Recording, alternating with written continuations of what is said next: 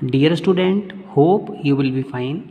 आज हम multimedia hardware requirements के बारे में स्टडी करेंगे और देखेंगे किसी एक गुड मल्टीमीडिया एप्लीकेशन के लिए कौन कौन से हार्डवेयर की रिक्वायरमेंट होती है। देखिए, इसको समझने से पहले हमें ये समझना पड़ेगा कि जो हमारा मल्टीमीडिया है उसके लिए आज रिच डेटा की ज़रूरत है। The need for multimedia rich data has been greatly and rapidly increasing। और जो हमारा रिच डेटा होता है उस डेटा के लिए हमें हाई प्रोसेसिंग पावर चाहिए, हमें हाई मेमोरी चाहिए। नॉट ओनली द डाटा, अगर डाटा एनालॉग नहीं है या फिर एनालॉग फॉर्म में एनालॉग डाटा डिजिटल नहीं है या फिर डाटा आपका एनालॉग फॉर्म में है, तो सबसे पहले उस डाटा को डिजिटल फॉर्म में कन्वर्ट किया जाता है। स्टूडेंट्स, इनिशियली जो हमारा मल्टीमीडिया डेटा है वो आपका बिट्स और बाइट्स में स्टोर होता है। For this data to be processed and store digitally, इसके लिए डेटा को प्रोसेस किया जाता है और डिजिटली स्टोर किया जाता है।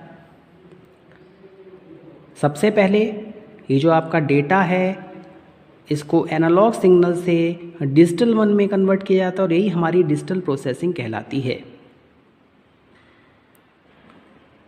एनालॉग टू डिजिटल आप कन्वर्ट करेंगे तो उसके लिए आपको एक स्पेसिफिक हार्डवेयर चाहिए।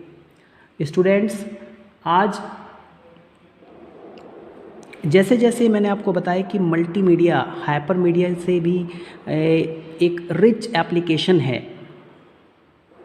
स्टूडेंट्स, अगर हम इन डायग्राम्स को देखें तो आपको ये पता चल रहा होगा कि जो हमारा ये जो हमने यहाँ पे कंपैरिजन किया है वैल्यू वर्सेस टाइम, इसमें एनालॉग सिग्नल क्या होता है, स्टैटिक डायनेमिक नहीं है, बिल्कुल डायनेमिसिटी है इसमें, ये लगातार चेंजेस होते रहते हैं इसमें। बट अगर हम डिजिटल सिग्नल्स की बात करें तो वो हमारे एक स्टैटिक सिग्नल एक पर्टिकुलर एम्पलीट्यूड पे आके उसकी वैल्यू क्या रहती है, फिक्स हो जाती है। स्टूडेंट,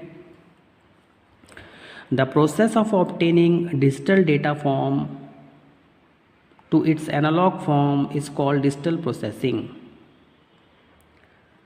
एनालॉग फॉर्म को डिजिटल फॉर्म में चेंज करना ही डिजिटल प्रोसेसिंग कहलाता है। The most common situation where digital processing is involve is the digital audio processing. जो हमारी मोस्ट कॉमन प्रोसेसिंग है वो ये है कि जो आपने ऑडियो प्रोसेस किया, ऑडियो आपका एनालॉग फॉर्म में है, उसको हम डिजिटली कन्वर्ट कर देंगे तो वो आपका क्या हो जाएगा, डिजिटल ऑडियो प्रोसेसिंग कहलाएगा। स्टूडेंट्स, इस प्रोसेस को हम DAC भी कहते हैं। This process usage A converter. देखिए, अगर आपको डिजिटल को एनालॉग में कन्वर्ट करना है या फिर एनालॉग को डिजिटल में आपको कन्वर्ट करना है, आप साइन वेव को कोसाइन वेव में कन्वर्ट करना चाहते हैं, कोसाइन वेव को साइन वेव में कन्वर्ट करना चाहते हैं, तो उसके लिए आपको कन्वर्टर्स की हेल्प लेनी होती है। तो एक तो हमारे पास में डिजिटल एनालॉग कन्वर्टर होता है, इसका रिवर्स द रिवर्स प्रोसेस जिसे हम कहते हैं एनालॉग डिजिटल कन्वर्टर। तो स्टूडेंट्स, जो हमारा मल्टीमीडिया है वो हमारा एक रिच मीडिया है जिसमें कि हम हाइपर मीडिया को यूज़ कर रहे हैं और ऐसे डेटा को प्रोसेस करने के लिए हमें हाई एफिशिएंसी, हाई एक्यूरेसी और हाईली पावर्ड हार्डवेयर की ज़रूरत होती है। तो स्टूडेंट्स, हमें किस किस हार्डवेयर की रिक्वायरमेंट है? Multimedia hardware requirement consist of following things. जो हमारा मल्टीमीडिया हार्डवेयर होता है उसमें हमारे पास में फॉलोइंग थिंग्स होती हैं। पहला, हमारे पास में प्रोसेसिंग यूनिट है। दूसरा, हमें हाईली एफिशिएंट मेमोरी चाहिए, USB डिवाइस चाहिए हमारे लिए, हमें ग्राफिकल प्रोसेसिंग के लिए GPU चाहिए, एक हार्ड ड्राइव चाहिए ताकि हम डेटा को परमानेंटली स्टोर कर सकें, एक हाईली एफिशिएंट मॉनिटर होना चाहिए जिसके ग्राफिक्स बहुत अच्छे हों, एक्सटर्नल स्टोरेज और ऑप्टिकल डिवाइस की भी हमें ज़रूरत पड़ सकती है। देखिए, जो मेन प्रोसेसिंग होती है वो हमारा डिपेंड करता है जो हमारी सेंट्रल प्रोसेसिंग यूनिट है, CPU ब्रेन भी कहलाता है किसी कंप्यूटर का। और सारी की सारी प्रोसेसिंग आपकी डिपेंड करती है कि आपका प्रोसेसर किस तरीके का है। जैसे जैसे मेमोरी का साइज़ इंक्रीज़ होगा, इंस्ट्रक्शन एग्जीक्यूशन, आपने देखा होगा जितने भी प्रोसेसर्स आते हैं उन सबकी एक स्पीड लिखी होती है 2.2 गीगाहर्ट्ज़, 1.5 गीगाहर्ट्ज़। इट मीन्स इतनी मिलियंस और ट्रिलियंस ऑफ इंस्ट्रक्शंस 1 सेकेंड में एग्जीक्यूट हो सकती हैं। तो सबसे पहले हम बात करते हैं प्रोसेसिंग यूनिट की। Multimedia device requires more powerful CPU like AMD, advance micro device and Intel. जो हमारी मल्टीमीडिया डिवाइसेस हैं उनमें भी आजकल हमें हाईली पावरफुल CPUs, जिसे हम कहते हैं प्रोसेसिंग यूनिट की ज़रूरत होती है। जैसे कि आपने लैपटॉप्स में या डेस्कटॉप में देखा होगा कि जो हमारे इंटेल के प्रोसेसर्स होते हैं या फिर जो हमारे AMD के प्रोसेसर्स होते हैं वो हमारे क्या हैं, हाईली एफिशिएंट प्रोसेसर्स हैं। CPU को हम प्रोसेसर भी कहते हैं और माइक्रो प्रोसेसर भी कहते हैं। The CPU is also known as a processor और माइक्रो प्रोसेसर। देखिए, प्रोसेसर और माइक्रो प्रोसेसर सेम है बट एक स्लाइटली डिफरेंस होता है।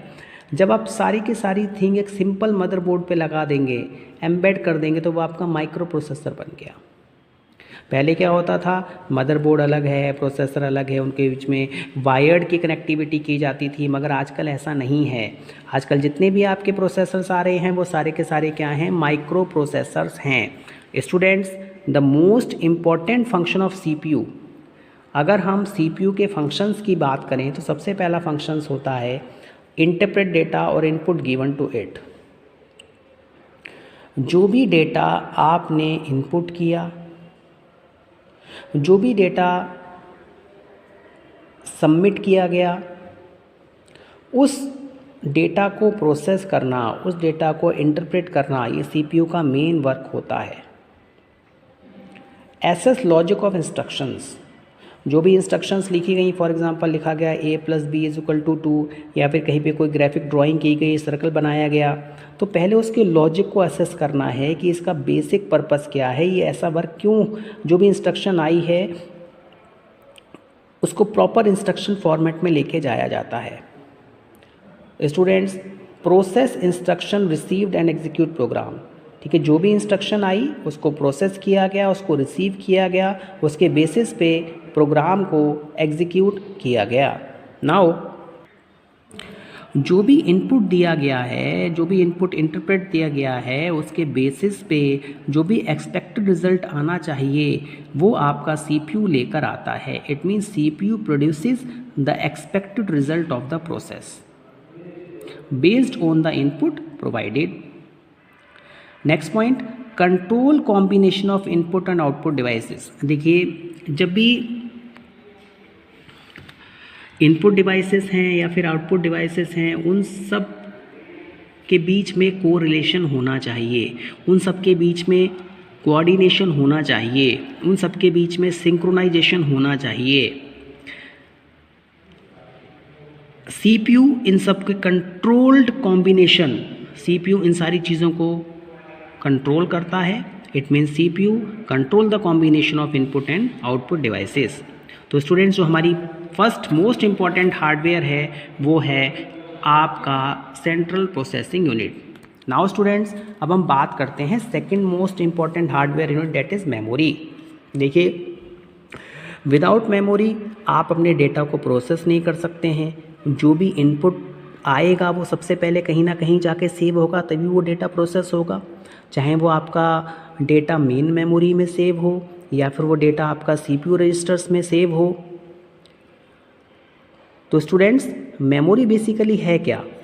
हम ये कह सकते हैं memory just like a piece of paper. Memory एक पीस ऑफ पेपर की तरह है जहाँ पे आप कुछ लिखते हैं, उसको इरेज करते हैं, दोबारा उसको लिखते हैं, दोबारा इरेज करते हैं। या फिर हम कंप्यूटर टर्मिनोलॉजी में इसको कह सकते हैं कि कंप्यूटर मेमोरी और normally refer to as the memory is the computer recording component. वो कंप्यूटर का एक रिकॉर्डिंग कंपोनेंट है जो कि एनालॉग डेटा को डिजिटल फॉर्म में कन्वर्ट करता है और जो भी आपका डिजिटल डेटा होता है उसको रिटेन करता है। स्टूडेंट्स, प्राइमरी स्टोरेज जिसे हम कहते हैं रैम, वो क्या है? आपकी वोलेटाइल है, अनस्टेबल है। मीन्स डेटा यहाँ पर परमानेंटली स्टोर नहीं हो सकता है। जैसे ही जब तक इलेक्ट्रिक करंट अवेलेबल है तब तक डेटा आपका रैम में रहता है। जैसे ही पावर स्विच ऑफ होती है डेटा वहाँ से क्या हो जाता है, लॉस्ट हो जाता है। इन टर्म्स ऑफ रैम की टर्म्स में देखिए, जो मोस्ट जितने भी हमारे आजकल करंट डेस्कटॉप आ रहे हैं उसमें हमारे पास में DDR-SD रैम आ रही है। Means double data rate synchronous आ रही है। Means double data rate synchronous dynamic random access memory. आजकल हमारे पास में जितनी भी, चाहे हम मोबाइल्स की बात करें चाहे हम लैपटॉप्स के, उसमें आपको DDR3 या DDR4 रैम देखने को मिल जाएगी। ये बिल्कुल डिफरेंट है in comparison to synchronous data और synchronous dynamic random access memory. देखिए, जैसे जैसे मेमोरी का साइज़ बढ़ेगा वैसे वैसे इंस्ट्रक्शन को एग्जीक्यूट करने की, या फिर हम कह सकते हैं जो भी ट्रांसफ़र रेट होता है डेटा का, जैसे आपको C ड्राइव से D ड्राइव में डेटा कॉपी करना है, या फिर आप किसी पेन ड्राइव से डेटा हार्ड ड्राइव में कॉपी करना चाहते हैं, तो इसमें एक टाइम क्या लगेगा, कम लगेगा। एफिशिएंसी इंक्रीज़ होगी, टाइम कम लगेगा। स्टूडेंट्स, जो हमारी DDR-SD रैम जो होती है वो बेटर है in comparison to SD RAM. Nowadays we have DDR4-SD RAM. आजकल हम DDR4 रैम का यूज़ कर रहे हैं। अगर हम इसके ट्रांसफ़र रेट की बात करें, डेटा को प्लेस किसी एक जगह से दूसरी जगह प्लेस करने की बात करें, तो वो ऑलमोस्ट डबल है in comparison to DDR2। Example के लिए, सपोज़ हमारे पास में एक बस है। देखिए, कंप्यूटर टर्मिनोलॉजी मैंने आपको बताया हुआ है। बस बेसिकली क्या, एक सिंगल लाइन है जहां आप जिसके थ्रू डेटा को किसी एक प्लेस से दूसरे प्लेस में ट्रांसफ़र किया जाता है। विद ए बस frequency of 100 megahertz, DDR-SDR RAM perform a maximum transfer rate of 1600 MB megabytes पर सेकेंड। अगर हमारे पास में बस की फ्रिक्वेंसी इतनी है तो DDR जो रैम होगी केवल 1600 MB पर सेकेंड डेटा को ट्रांसफ़र करेगी। बट DDR2 की अगर हम बात करें, इसका just double, that is 32 MB पर second. It mean just double इसका क्या हो जाता है, ट्रांसफ़र रेट हो जाता है। तो स्टूडेंट्स, DDR2 या DDR4 रैम की बात करें तो वो हाई स्पीड स्टोरेज के लिए यूज़ होती हैं। इसका जो मोस्ट बेनिफिशियल पार्ट है वो है इसकी स्पीड। इससे हम एक हाई स्पीड स्टोरेज डेटा को सेव कर सकते हैं, या फिर जो हमारे पास में अदर इलेक्ट्रॉनिक डिवाइस जैसे हमारी पेन ड्राइव है, फ्लैश ड्राइव है, या फिर हमारे पास माइक्रो SD कार्ड है। तो इट मीन्स जैसे जैसे रैम का साइज़ इंक्रीज़ होगा हमारा एफिशिएंसी भी इंक्रीज़ होगी मल्टीमीडिया एप्लीकेशन की। Hope you understood this one. Thank you very much.